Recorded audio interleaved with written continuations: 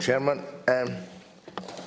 yes, Chairman, the people voted and we respect their decision. But I know that they depend on us, the legislators, here inside.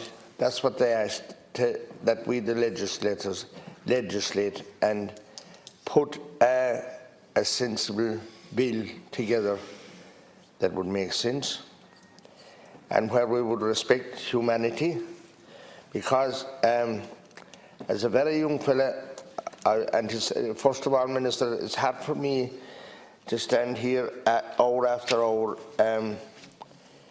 when we're talking about ending life, because that's not what I was brought up to.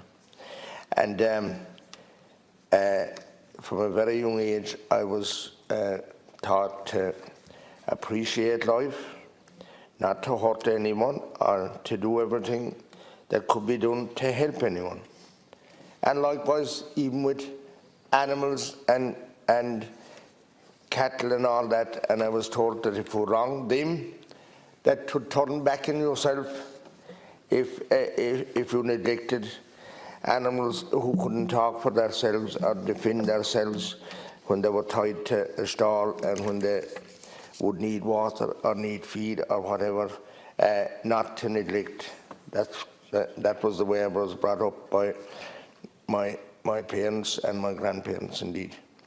But you see, we're supposed to legislate, and that's what we're trying to do, is to ensure that common sense is applied to this bill. And it can happen, Minister, that children, babies who are aborted can actually finish up alive. And it wasn't this year, it's actually my first year here in 2016. I met a girl myself over, as did other deputies, in Boswell's downstairs, and she was 39 years of age, so she must be 41 now. And she told us of her experience.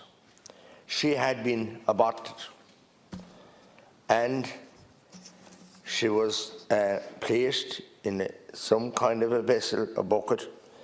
That I'm sure that's what she told us. And some nurse.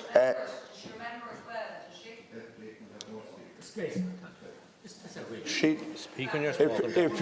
If you're disputing me of what I heard the woman, she said she told me what happened. The nurse, and I believe the nurse who saved her life. She told me because. What makes sense now? Sorry, I don't understand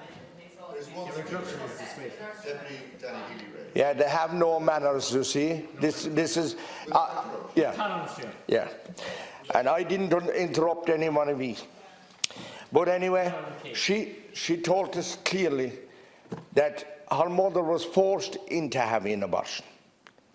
And this is actually what happened. She finished up alive because some good nurse came back and took her out and see after her, and she survived and was over here in Boswell's downstairs to tell us the story. It frightened me, Chairman, it frightened me, Minister, to think that actually happened. But we have figures here, and these figures are not as real to me as that person telling me that story. They say here in 2005, 66 babies in England and Wales were born alive and left unaided to die after failed abortions. This amendment makes sure that such a scandal will not happen here. And this amendment will, of course, do nothing to prevent access to abortion, but it will avoid the gross human rights abuse that happens when the law does not clearly protect babies who survive abortion. And we all know that, look, the breadth of the thickness at the top of my nail is only the difference between being dead and being alive. And a small bit more extra attention can ensure that the person is alive rather than dead, and likewise the baby. And this amendment provides clarity and guidance for doctors in creating a duty to act to save the life of a child who was born alive after an attempted abortion. And you see, you said to us down in the Oireachtas committee that that's what the doctors would do anyway. But you see, all we're asking is to be sure about that, because heretofore we didn't have abortion in this country. And the doctors that we know were clearly dedicated and trained, and the midwives and all that, to ensure in the maternity ward that babies, everything was done to ensure that they would live. And that we know that's what they're doing and have been doing. But this is a different scenario. This is an abortion clinic. And all we're asking is that the same